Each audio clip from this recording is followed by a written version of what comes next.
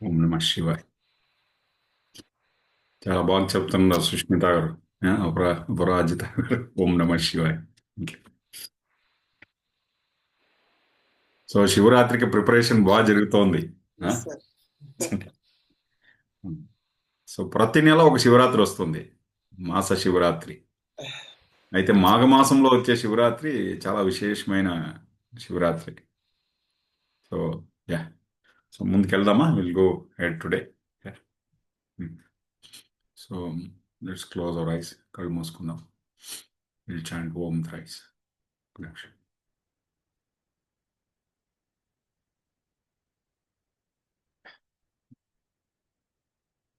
3 సార్లు ఓంకారం చెప్దాం.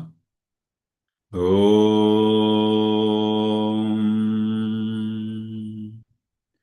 ఓం.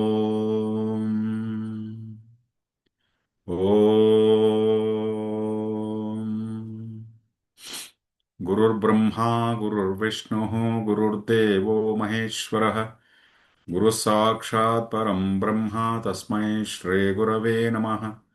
అఖండమండలాకారం వ్యాప్తం యేన చరాచరం త్వత్పదం దర్శితం యేన తస్మై శ్రీ గురవే నమః. గురవే సర్వలోకానాం విషజే భవరోగిణాం నిధయే సర్వవిద్యానాం దక్షిణామూర్తయే నమః. ఓం నమః ప్రణవార్థాయ శుద్ధజ్ఞానైకమూర్తయే నిర్మలాయ ప్రశాంతాయ దక్షిణామూర్తయే నమః. సదాశివసమారంభాం శంకరాచార్యమధ్యమాం అస్మశ్రీగురుపర్యంతాం వందే గురుపరంపరాం. వక్రతుండమహాకాయ కోటిసూర్యసమప్రభ నిర్విఘ్నం కురు మే దేవ సర్వకార్యేషు సర్వదా.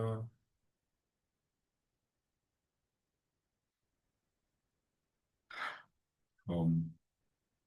అందరికీ నమస్కారం అండి. జై గురుదేవ్. ఈరోజు ఈ యొక్క ఈశావాస్య ఉపనిషత్తు ఈ జ్ఞాన చర్చకి అందరికీ స్వాగతం, సుస్వాగతం. లాస్ట్ క్లాస్లో మనం కొన్ని శ్లోకాలు చూసాము.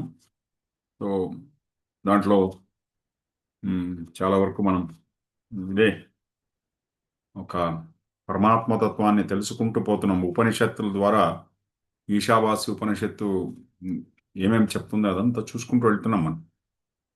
ఓకే. అనైజదేకం మనసో జవీయో నైనద్దేవ అప్నువాన్ పూర్వమర్షతో శ్రద్ధావతో నాణ్యత్యేతి తిష్టతు తస్మిన్నవో మాతరిష్వా దదాతి. ఉమ్, ఆత్మ స్థిరమైనది, అలాగే చాలా వేగమైనది కూడా. ఓకే, ఎంత వేగమైందంటే ఇంద్రియాల కన్నా వేగమైనది. ఉమ్, చాలా ఇంద్రియాల కన్నా వేగమైనది. ఆ ఆత్మలోనే ప్రాణశక్తి, మనస్సు, బుద్ధి అంతా దాని ముందర జరుగుతుంది. అంతా ఆత్మకు ఒకలాంటి స్క్రీన్ లాగా అది అంతా దాని ముందర జరుగుతోంది ఇదంతా. ఆ?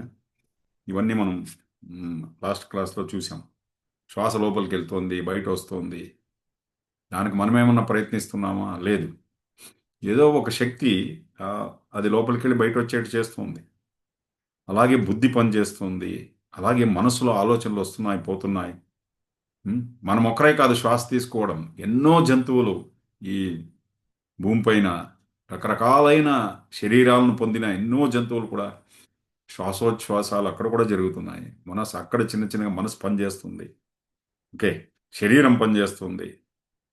ఈ విశ్వమంతా పనిచేస్తుంది. దీని వెనకాల ఉన్న శక్తి ఏమిటి? ఆ శక్తే ఈ యొక్క చైతన్యము. దాని గురించి చెప్పుకుంటూ పోతున్నాం. సో 3 రకాల ఆకాశం గురించి చూసాం లాస్ట్ క్లాస్లో. భూతాకాశము, చిదాకాశము, చిత్తాకాశం. ఓకే, సో ఇవన్నీ ఆకాశతత్వం గురించి చెప్పిందే మన ఋషులు. పంచభూతాలు, పంచభూతాలతో మిగిలిన వాళ్ళంతా 4 తత్వాల గురించే చెప్పారు. ఏది భూతత్వము, జలతత్వము, వాయుతత్వము, అగ్నితత్వం గురించి చెప్తే ఎవరో ఒకరు విజ్ఞాని వచ్చి గురువుగారి దగ్గర ఆకాశతత్వం విజ్ఞానవేత్తలు ఇచ్చారంటే గురుగారు చెప్పారు, మీరు తక్కువగా చదువుకున్నారండి, ఆకాశతత్వం గురించి మాట్లాడిందే ఋషులు. ఏది ఉపనిషత్తుల్లో అంతా మాట్లాడారు దాని గురించి. సో ఇది ఒకటి చూసాం. తర్వాత నెక్స్ట్ సూత్రం తదేజతి తన్నేజతి. తద్దూరే తద్వంతికే తదంతరస్య సర్వస్య తదు సర్వస్య వాక్యతః యస్తు సర్వాణి భూతాన్యాత్మన్యేవాను పశ్యతి. ఉమ్, కదులుతుంది కదలదు, దూరంగా ఉంది దగ్గరగా ఉంది, లోపల ఉంది బయట ఉంది, అంతటా వ్యాపించి ఉంది ఈ చైతన్యము ఆత్మతత్వము.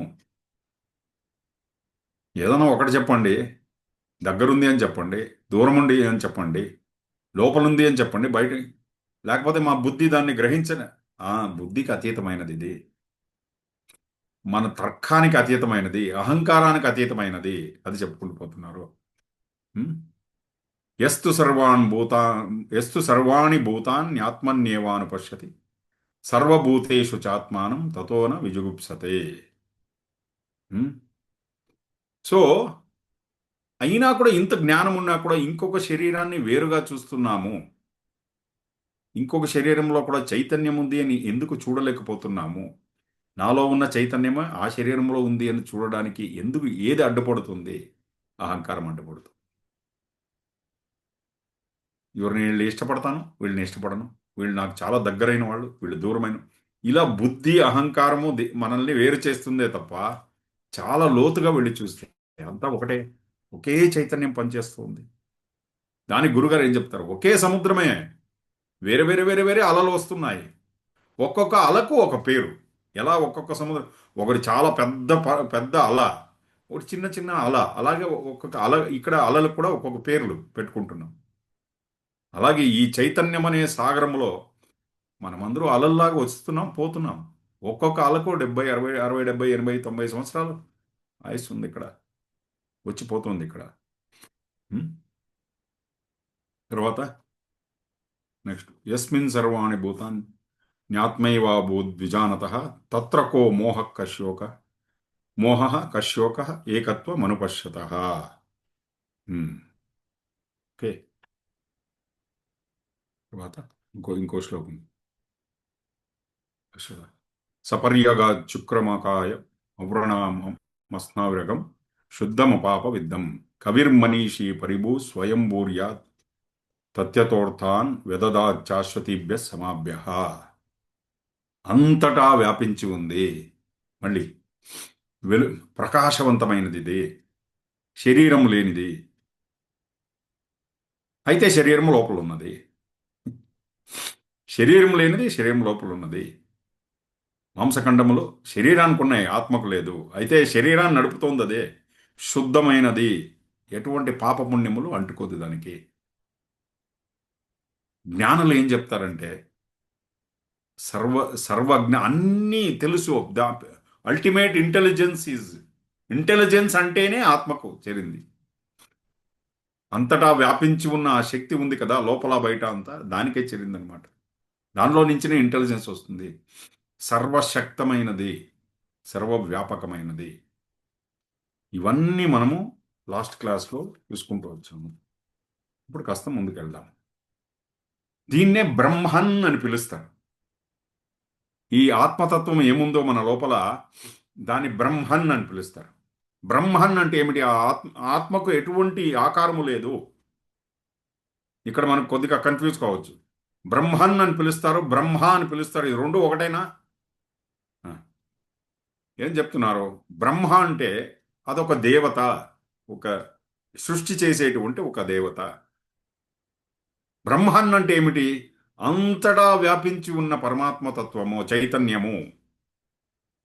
బ్రహ్మన్ అంటే అంతటా, లోపల బయట అంతా, ఆకాశతత్వం అంతటా ఉంది ఇది. సో బ్రహ్మ అంటే ఎవరు? చతుర్ముఖ బ్రహ్మ. ఆయన ఒక సృష్టి కార్యాన్ని చేస్తారని మన పురాణాల్లో అంత మనం చూస్తాం. బ్రహ్మన్ అంటే ఏమిటి? ఆత్మతత్వము, ఆత్మ. ఆత్మకు ఎటువంటి ఆకారము లేదు, అయితే అన్ని ఆకారాలు ఆత్మే తీసుకుంది. ఏం సార్, ఏదన్నా ఒకటి చెప్పండి సార్, ఎంత కన్ఫ్యూజ్ చేస్తారని. ఈ విద్య అలాంటిది. అన్ని, ఈ ఆత్మకు ఆకారం లేదు, అయితే అన్ని ఆకారాల లోపల మూలమైనది ఇదే అనమాట. ఆత్మకు శరీరము లేదు, అయితే అన్ని శరీరములు రావడానికి కారణము ఇదే, ఆత్మే. శుద్ధమైనది, ఎటువంటి కల్మషం లేని వంటిది. ఎలాగా ఆకాశతత్వాన్ని కలుషితము చేయలేమో ఆత్మను కూడా, ఈ ఈ శుద్ధమైన చైతన్యం ఆత్మకు ఎటువంటిది పాపపుణ్యాలు, మంచి చెడు ఏమి ధర్మాధర్మాలు ఇవి ఏమి అంటవు ఆత్మకు. ఆకాశం కదలదు కదా, ఆకాశం కదలదు, స్థిరంగా ఉంటుంది. అయితే ఆకాశంలో అన్ని ఆకారాలు కదులుతాయి. మనమంతా ఆకాశంలోనే ఉన్నాం కదా. ఆకాశం అంటే పైన కనబడేది ఒకటే కాదు, ఇద్దరి మధ్య వ్యక్తుల మధ్యలో ఉండేదే ఖాళీ ఖాళీ స్థలం ఉందే, అదే ఆకాశం. మనమందరం ఆకాశంలో కదులుతున్నాం. ఎన్నో వెహికల్స్ కదులుతున్నాయి. ఎన్నో పట్టణాలు ఉన్నాయి ఆకాశంలోనే. పెద్ద పెద్ద సాగరాలు ఉన్నాయి, సముద్రాలు ఉన్నాయి, పెద్ద పెద్ద కొండలు ఉన్నాయి, ఏం అరణ్యాలు ఉన్నాయి. ఒక్క భూగ్రహం ఒకటేనా, ఎన్నో గ్రహాలు ఆకాశంలో నిలిచి ఉన్నాయి, ఎన్నో నక్షత్రాలు నిలిచి ఉన్నాయి. ఇవన్నిటినీ తనలో దాచుకుంది అంటే అదే పరమాత్మ కాశతత్వం. అంతటి విశ్వానికి చివరి ఎండ్ ఎక్కడ అంటే ఎండ్ లేదు, అనంత అనాది. ఎక్కడ స్టార్ట్ అవుతుంది? అనాది. ఎక్కడ ఎండ్ అవుతుంది? అనంతం. దానికి అంత ఆది లేదు, అంతము లేదు. ఈ పేరు ఎక్కడ విన్నారా? అనంత పద్మనాభ స్వామి. విన్నారా ఇవన్నీ? కదా. ఋషులు అప్పుడే ఆలోచించారు, ఆలోచించి పెట్టారు. అర్థమవుతుంది కదా. సో ఇప్పుడు చూడండి, అందరూ వింటున్నారు. Are you all with me? Yeah. ఇప్పుడు ఒక కుండ తీసుకున్నాం, ఒక మడ్ పాట్, ఒక కుండను తీసుకుని దాన్ని బాగా ఇట్లా పొడి కొట్టేస్తే ఒక మట్టి ముద్దలాగా అయిపోతుంది అది. మట్టి ముద్దకు ఎటువంటి వాల్యూ లేదు, విలువ లేదు. అయితే కుండలు మనము ఆ మట్టి, ఎవరన్నా మట్టి ముద్ద ఇస్తే దీనికి ఏం వాల్యూ లేదు. అదే అయితే కుండకు వాల్యూ ఉంది. ఎందుకు? కుండ లోపల ఉన్న ఖాళీ స్థలానికి. The space has the value inside the pot. దానికి వాల్యూ ఉంది. దానికి 10 రూపాయలు, 20 రూపాయలు, 100 రూపాయలు ఇచ్చి ఆ కుండను కొనుక్కుంటాం. దేనికి డబ్బు ఇస్తున్నారు? కుండక, దాని లోపల ఉన్న ఖాళీ స్థలానికి. ఆ? పోతే పని ఖాళీ స్థలానికి డబ్బులు ఎందుకు ఇవ్వాలి? అంతటా అంతటా దొరుకుతుంది కదా ఖాళీ స్థలం, ఫ్రీగా దొరుకుతుంది కదా. దీనికి డబ్బులు ఎందుకు ఇచ్చి కొనుక్కోవాలి? అక్కడ గురుగారు ఆ పాయింట్ చెప్తున్నారు. ఈ కుండని ఇలా ఇక్కడి నుంచి తీసుకెళ్ళి అక్కడ పెడితే ఏమే, కుండ కదులుతుందా? దాని లోపల ఉన్న ఆకాశం కదులుతుందా? ఒక మట్టి కుండని, లేకపోతే ఏదైనా ఒక పాత్రని ఒక దగ్గర నుంచి ఇంకొక దగ్గరికి తీసుకెళ్తే ఆ, ఆ పాత్ర కదులుతుందా, లేకపోతే దాని లోపల ఉన్న ఆకాశం కదులుతుందా? ఆ? దీనికి ఆన్సర్ ఏం చెప్పచ్చు మనం? లేదండి, పాత్ర కదులుతోంది. కొంతమంది ఆకాశం కదులుతోంది. ఆకాశం కదులుతోందా? ఎస్ అంటారు. కొంతమంది పాత్ర కదులుతుంది నో. సో ఆ- ఆ- అక్కడ ఉన్న ఆకాశం వేరే, ఇక్కడున్న ఆకాశం వేరే కదా. గురుగారు ఏం చెప్తారంటే, వేరేగా అక్కడ అక్కడ ఎక్కడ పెడతావో అక్కడ వేరే ఆకాశం ఉండొచ్చు అని అనుకుంటున్నావు. అదే ఆకాశమే ఇక్కడ కూడా ఉంది. అయితే ఆ కుండ ఎంత ఖాళీ స్థలాన్ని పట్టుకుందో అంతే ఖాళీ స్థలం ఇక్కడ కూడా ఉంటుంది. దీనికి ఎస్ అని కూడా చెప్పొచ్చు, నో అని కూడా చెప్పొచ్చు. ఆ? ఇది ఉన్నతమైన జ్ఞానం. దీనికి ఎస్ అని చెప్పలేము, నో అని కూడా చెప్పలేము. ఆ? సో అందుకే ఈ ఆత్మజ్ఞానం అంటే ఇది అలాంటిది. తెలుపా? కాదు. నలుపా? కాదు. రెండునా? రెండునే. దీన్ని ఆత్మ, ఈ జ్ఞానాన్ని తెలుసుకోవాలంటే ఇది తర్కానికి, లాజిక్కి అతీతమైనది. It is beyond logic. అహంకారానికి అతీతమైనది, బుద్ధికి అతీతమైనది. So there are all possibilities. అన్ని పాసిబిలిటీస్ ఉన్నాయి ఈ జ్ఞానంలో. ఇది జరుగుతుందా? జరగదు. అది జరగదా? జరుగుతుంది. ఇట్ ఈస్ ఏకముఖమైన ఆలోచన కాదు, బహుముఖమైన ఆలోచన. సో ఈ లోపల ఉన్న ఆకాశం ఉంది కదా, దీనికి కర్మ అంటుతుందా? ప్రారబ్ధ కర్మ, సంచిత కర్మ, ఆగామి కర్మ, ఈ కర్మలన్నీ చెప్తారు కదా. ఆ? ఈ కర్మ అంటుతుందా దీనికి? ఒక రకమైన కర్మ ఏమిటి? ఇప్పుడు ఏదో చేశానో అది నెక్స్ట్ వస్తుంది, ఫ్యూచర్లో వస్తుంది, అదొక రకమైన కర్మ. ఈ క్షణంలో జరగడము, ఈ క్షణంలో ఏం జరుగుతుందో ఇదొక రకమైన కర్మ. ఇంతకు ముందు చేశాను అందుకు వచ్చింది. ఓకే. సో దీన్ని ఈ రకమైన ఈ మూడు రకాలైన కర్మల గురించి చెప్తున్నారు గురుగారు. ఈ క్షణంలో జరిగేటువంటి కర్మ, వెనక జరిగింది ఇప్పుడు జరుగుతోంది, ఇప్పుడు జరిగేది రేపు కూడా జరుగుతుంది. ఇది మూడు రకాలైన కర్మ చెప్తున్నారు గురుగారు. ఇప్పుడు భారతదేశంలో మనం చెప్తాం ఏమంటే, అంత నా కర్మ అండి అని తలకొట్టుకుంటుంటాం. దీని నుంచి తప్పించుకోలేము. ఓకే. ఎలాగా? సో అందుకే గురుగారు ఏం చెప్తారంటే, కొంత మాత్రమైనా నీ లోపల ఉన్న ఆకాశ తత్వాన్ని తాకినట్టయితే ఈ కర్మ నీ నుంచి నువ్వు బయటపడవచ్చు. ప్రతిరోజు ఎలా తాకాలి? ధ్యానంతో తాకాలి. ధ్యానం ఒక్కటే లోపల ఉన్న కాజల్ బాడీ, కారణ శరీరాన్ని you can touch the causal body. ఎన్నోసార్లు చూడండి, ఎక్కడో ఒక మీటింగ్కి వెళ్తాము, లేకపోతే ఏదో ఫంక్షన్కి వెళ్తాము. ఫంక్షన్కి వెళ్ళి నేను సైలెంట్గా ఉంటాను అని అనుకుని పోతాం. ఈ మాటలు మాట్లాడకూడదు అని అనుకుని పోతాము. అక్కడ మనం విధి లేక మాట్లాడేస్తాం. ఏదో ఒక శక్తి మనతో మాట్లాడిస్తుంది. అదేమిటి? ఈ కర్మే. అర్థమవుతుంది కదా? ఇది ఎంతమందికి అనుభవం వచ్చింది? ఆ? ఆ? మనం ఏదో చెప్పాలని అనుకోలేదు, ఇది చెప్పాలని. అయితే ఇంట్లోనే అనుకున్నాం నేనేం మాట్లాడకూడదు ఈరోజు అని. అక్కడ వెళితే మాట్లాడి. సో గురుగారు దానికి ఏం చెప్తున్నా అంటే, మనల్ని ఇంకొక శక్తి శాసిస్తుంది. ఆ శక్తి ఏమిటి? అదే ఆ చైతన్య శక్తి. ఒకసారి గురువుగారు జైలుకు వెళ్ళారు. ఎక్కడ? తిహార్ జైలుకి. ఆ? వెళ్తే అక్కడ గురుగారు వాళ్ళతో ఆ, సంవాదం జరుగుతోంది. ఎవరితో? జైలు ఖైదీలతో సంవాదం జరుగుతోంది. అక్కడ గురుగారు మాట్లాడుతున్నారు. ఆ? మీరు నిజంగా ఇంతమంది ఏదైనా పెద్ద అపరాధం చేసి వచ్చారా? క్రైమ్ చేసి వచ్చారా? ఆ? ఎంతమంది చేశారో చేతులు ఎత్తండి అంటే ఎవరో చేతులు ఎత్తారు. ఎంతమంది మీకు మీరు ఒక అమాయకులు అని అనిపిస్తుంది అంటే అందరూ చేతులు ఎత్తారంట. ఆ తర్వాత ఒక్కొక్కరి దగ్గరనే గురువుగారు ఆ జైలు ఖైదీల దగ్గర మాట్లాడితే ఏమంటే, నాకేం తెలియదండి, నేను నిజంగా వాళ్ళని చంపాలని అనుకోలేదు, ఏదో కోపంలో తీసి కొట్టాను, చచ్చిపోయారు, నాకు తెలియదు. అంటే లోపల ఆత్మతత్వం, ఆ ఖైదీలో కూడా ఒక ఆత్మ ఉంది, ఒక చైతన్యం ఉంది, ఒక దైవతత్వం ఉంది అతనిలో కూడా. అది అమాయకమైనది, అది అది చేసింది కాదు. అతను భావోద్వేగానికి లోనే అది చేశాడు. అదంత కదా అయిపోయిందండి.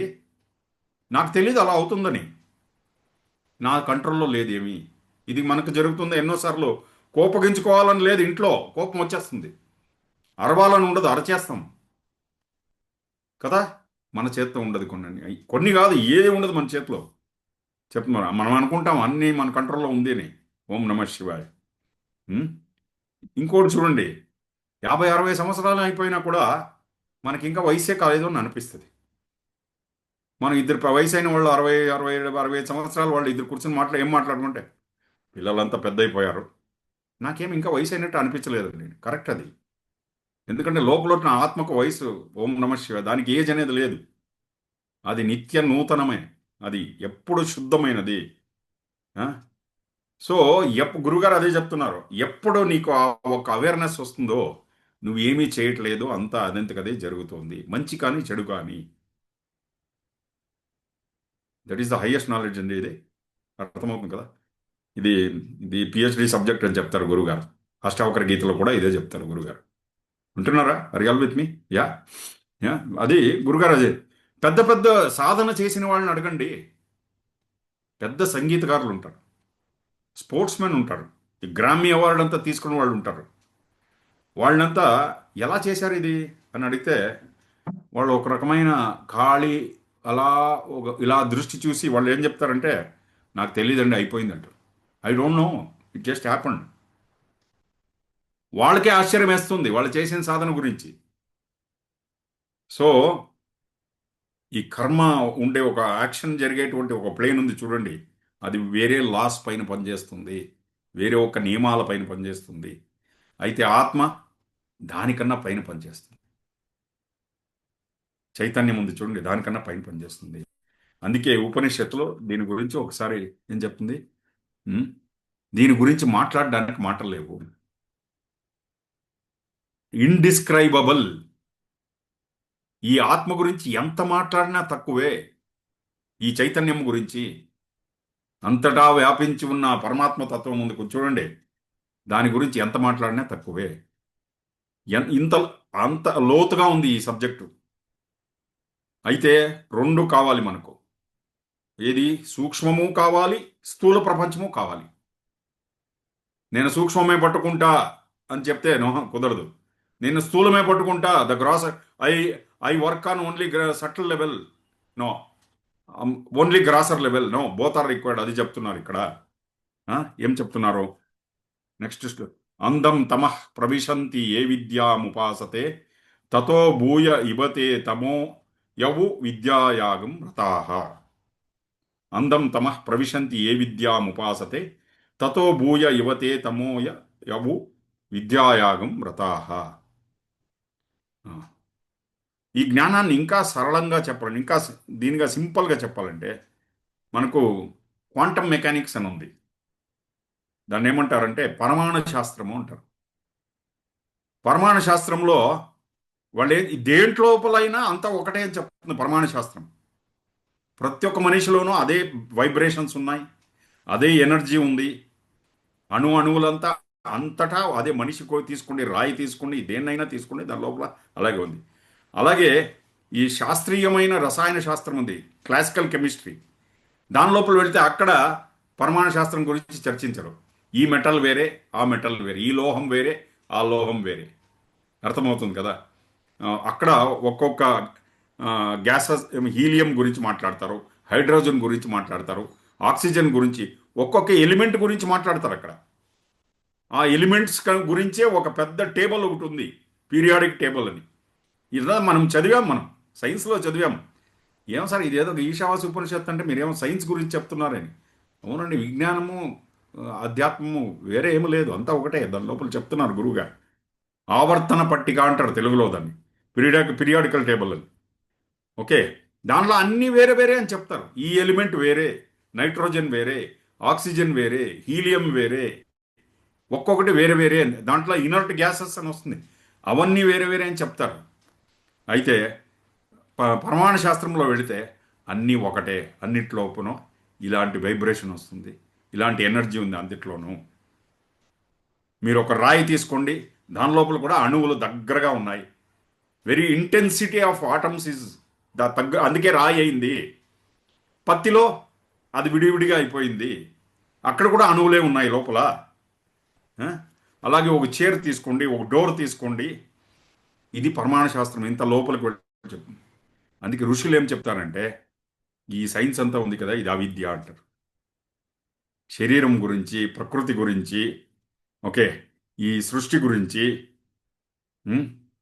మనం ఇప్పుడు చూడండి, ఇక్కడ చాలామంది ఆహారం గురించి చెప్తారు, పోషకాంశాల గురించి చెప్తారు. ఇక్కడ ఏం చెప్తున్నారంటే ఋషులు, వేదాలు కూడా అవిద్య అంటున్నారు. ఏది ప్రపంచం గురించి చెప్తోందో అదంతా అవిద్య. అయితే విద్య అంటే ఏమిటి?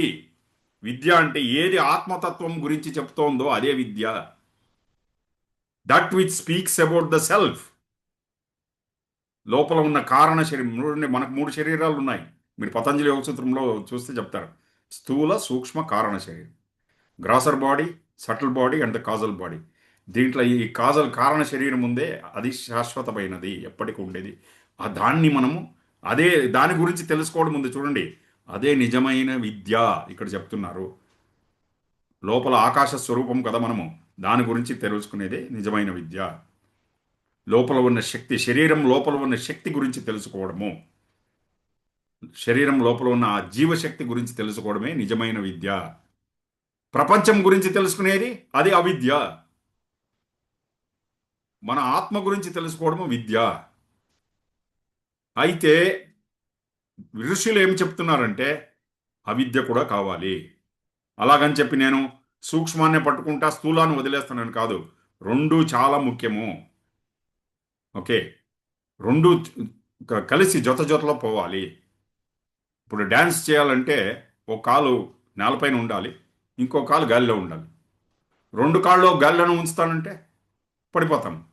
రెండు కాళ్ళు నేలపైన ఉంటే దాన్ని డ్యాన్స్ అంటారా? కాదు. గురుగారు ఏం చెప్తున్నారంటే ఒక కాలు ఇక్కడ ఉండాలి, ఒక కాలు అక్కడ ఉండాలి. ఆ? రెండు బ్యాలెన్స్ చేసుకుంటూ పోవాలి. అందం తమః ప్రవిశంతి. వింటున్నారా? Are all with me? Yeah. So ఇక్కడ ఏం జరుగుతుంది? ఈ బయట కనబడే ప్రపంచం ఉంది చూడండి. దీన్ని సూక్ష్మమైన శక్తులు నియంత్రిస్తున్నాయి. సూక్ష్మమైన శక్తులు నియంత్రిస్తున్నాయి. ఆ సూక్ష్మమైన శక్తుల్నే దేవతలని పిలుస్తారు. ఒకటి సూక్ష్మ ఒకటి సూక్ష్మ ప్రపంచము, ఇంకొకటి స్థూల ప్రపంచము. స్థూల ప్రపంచాన్ని సూక్ష్మ ప్రపంచం కంట్రోల్ చేస్తోంది. 9 గ్రహాలు. ఆ 9 గ్రహాలు కూడా మన మనస్సు పైన, శరీరం పైన దాని ప్రభావం ఉంది. ధాన్యముల పైన కూడా దాని ప్రభావం ఉంది. చెట్ల పైన దాని ప్రభావం ఉంది. అంటే సస్యముల పైన దాని ప్రభావం ఉంది. ఆ? సో మన వెనకటి ఋషులు దీనన్ని ట్రాక్ చేశారు పూర్తిగా. ఈ ఈ జ్ఞానాన్ని ట్రాక్ చేశారు. శరీరంలో ఒక్కొక్క అంగం పైన కూడా ఒక్కొక్క గ్రహము దానికి అధిపతి ఉండి, కళ్ళకు ఒక అంగము, ఒక గ్రహము, ముక్కుకు ఒక గ్రహము, అర్థమవుతుంది. మనస్సుకు చంద్రుడు. ఇట్లా ఒక్కొక్క దానికి పైన కూడా ఒక్కొక్క గ్రహాన్ని అది దాని యొక్క ప్రభావం ఉంది. ఇప్పుడు అంగారక గ్రహం అంటారు, కుజగ్రహం. అది మన లోపల ఉన్న కాలేయం పైన దానికి కనెక్షన్ ఉంది. కాలేయం అంటే లివర్. లివర్ పైన లివర్ కాలేయం అంటారు కదా లివర్ని. ఆ? సో ఒక ధాన్యం పైన దానికి కనెక్టెడ్గా ఉంది అది. అలాగే సూర్యగ్రహము మన కళ్ళు సూర్యుడికి, ఎందుకంటే దృష్టి వెలుగు కదా, అది కంటికి సంబంధపడింది. అలాగే నువ్వులు, నల్ల నువ్వులు, మన పళ్ళు అంటే నోట్లో టీత్ ఉంచుండి అది. తర్వాత కాకి, ఇవన్నీ శనిగ్రహానికి సంబంధపడింది. ఆ? అలాగే ఒక్కొక్క జంతువు కూడా ఒక్కొక్క గ్రహానికి ఒక్కొక్క శక్తిని ఈ భూమిపైకి తీసుకొచ్చింది. ఆ? సో అయితే ఈ దేవతలంతా ఆ ఆ పరమాత్మ వీళ్ళైనా అల్టిమేట్ కాదు. వీళ్ళందరి లోపల ఆ పరమాత్మ శక్తి నిలుచుకుని పనిచేయిస్తుంది. ఇది మనం అర్థం చేసుకో. ఈ దేవతలే అల్టిమేట్ కాదు. వీళ్ళ లోపల కూడా అదే పరమాత్మ శక్తి నిలుచుకుని పనిచేస్తుంది. ఎలాగా? మనము సైన్స్లో అందరూ వింటున్నారు కదా, are you all with me? Yeah. ఈ సైన్స్లో దాన్ని ఏమంటారు, ప్రిజం అని వచ్చేది. దాని పట్టకమేమో అంటారు తెలుగులో. ప్రిజం అని. దాంట్లో ఒక్క తెల్ల లైట్ వదిలితే 7 రంగుల లైట్ బయట వస్తుంది. ఇంద్రధనస్సు ఎఫెక్ట్ ఉంది చూడండి. 7 రంగుల లైట్ వస్తుంది అనమాట. సో ఇది ఎలాగా? ఇక్కడ గురుగారు ఏం చెప్తున్నారంటే, ఆ తెల్ల రంగు ఉంది చూడండి, అది పరమాత్మ. 7 రకాల లైట్లు వస్తుంది కదా, అది ఒక్కొక్క లైట్ ఒక్కొక్క దేవతకు. గణపతి, దుర్గా, ఇట్లా ఒక్కొక్క ఎగ్జాంపుల్ చెప్తున్నాను.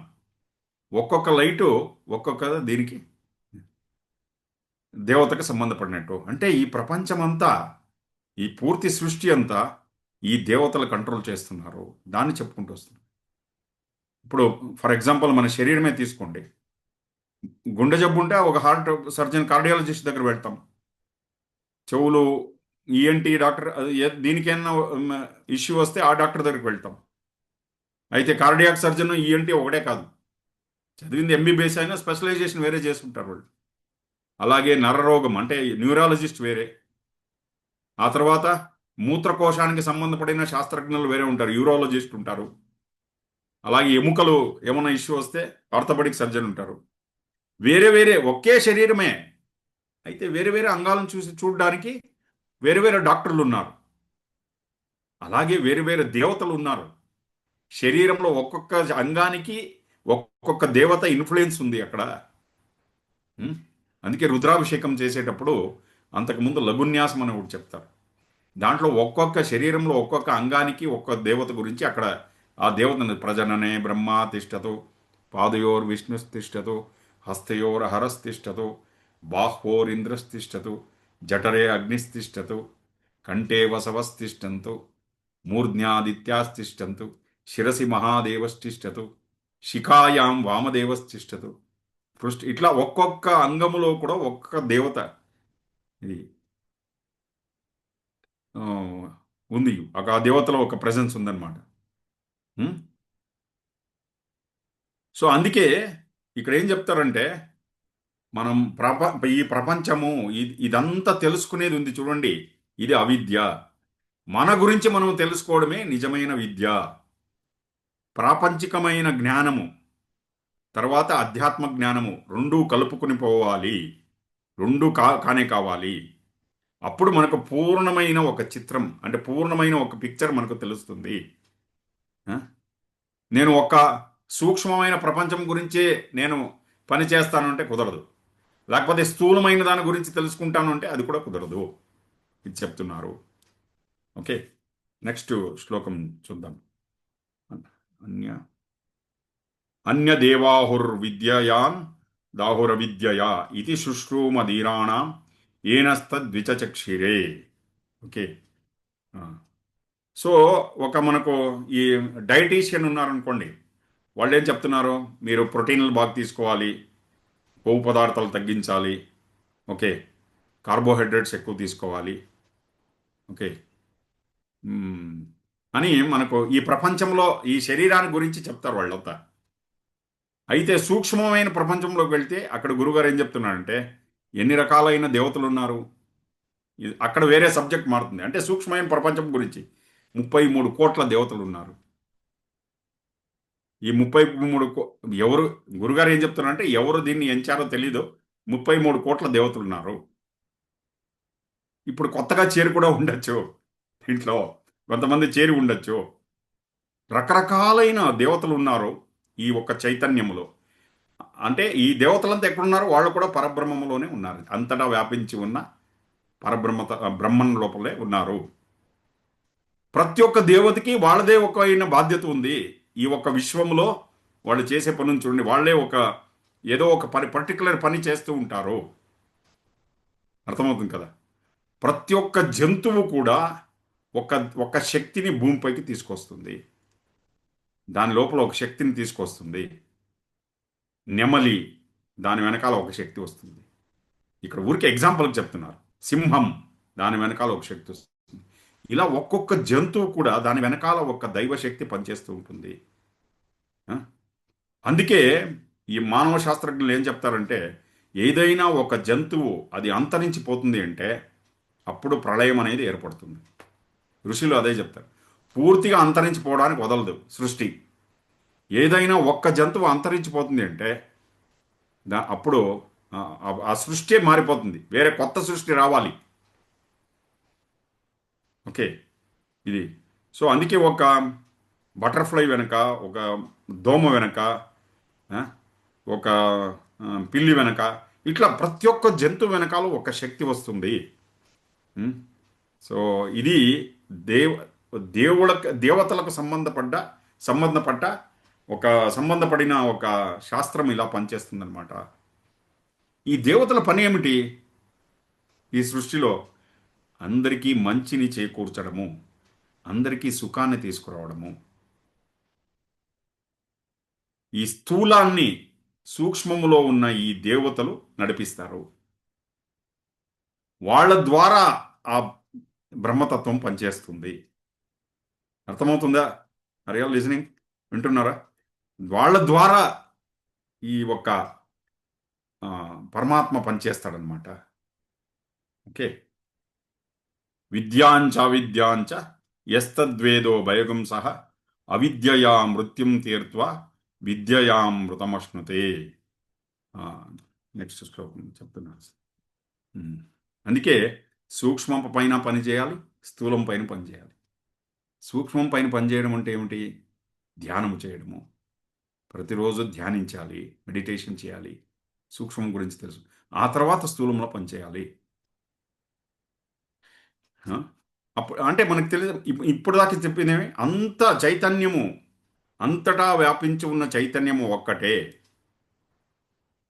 అది సూక్ష్మము. అయితే స్థూలములో భేదం ఉంది. There is a differentiation at the grosser level. మనం అంతా ఒకటే అని అన్నిటినీ తినడానికి కుదరదు. ఒక్కొక్క శరీరానికి ఒక్కొక్క ఆహారం పడుతుంది. తినే దాంట్లో ఒకే ఒకే రకమైన ఆహారం అందరూ తినడానికి కుదరదు. ఒక శరీరానికి నచ్చింది ఇంకొక శరీరానికి నచ్చదు అది. అంతా బ్రహ్మమే కదా, అంతా బ్రహ్మన్ కదా. ఓకే, అంతా చైతన్యమే కదా.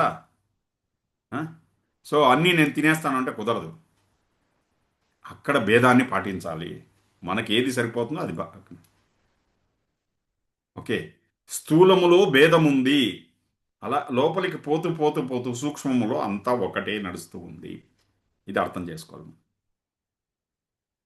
అర్థమవుతుంది కదా. రూపాలన్నీ ఆకారాలన్నీ వేరే వేరే. ఆకారాలన్నీ వేరే వేరే. అయితే దాని లోపల ఉన్న తత్వము ఒక్కటే. స్థూలములో అన్ని భేదముంది. సూక్ష్మంలో పోతూ పోతూ అంతా ఒకటే. చివరికి అంతటా ఒకే చైతన్యం వ్యాపించి ఉంది.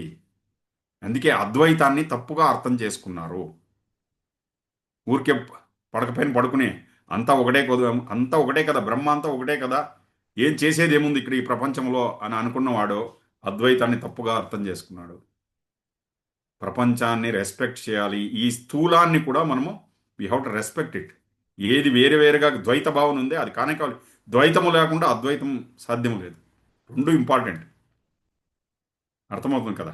సో అందుకే ఈ నా లోపల సూక్ష్మం ఉంది, ఆ ఆత్మతత్వం ఉంది, దాన్ని మాత్రం చూసుకుంటా ఈ శరీరాన్ని ఎలాగంటే అలా వదిలేస్తా కుదరదు. ఈ శరీరానికి ఆరోగ్యం ఇవ్వాలి, సరైన ఆహారం ఇవ్వాలి, సరైన రెస్ట్ ఇవ్వాలి. దీనికి ఎంత రెస్పెక్ట్ ఇవ్వాలో, స్థూలముకు ఎంత రెస్పెక్ట్ ఇవ్వాలో అంత రెస్పెక్ట్ ఇవ్వాలి. అంతా ఒకటే కదా, ఏం చేసినా ఇదేం పనికిరాదు. ఇక్కడ ఉండే వరకు దీన్ని బాగా చూసుకోవాలి.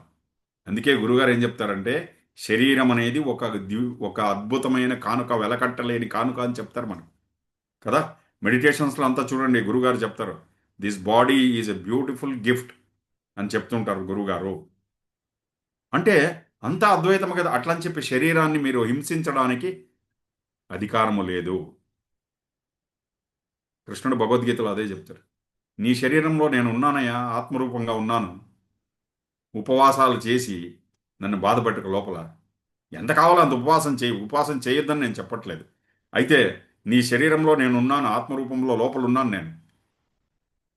ఈ శరీరాన్ని బాధపెట్టుకో. అందుకే గురుగారు ఏం చెప్తాను, ఈ కుంభమేళ అక్కడంతా చూస్తే చాలామంది అగ్గిలో నడవడము, ఇక్కడ గొంతు వరకు ఈ ఏమి అగ్ని వేసుకుని దాని లోపల కూర్చోవడము, దీన్ని సాధన అనుకుంటున్నారు.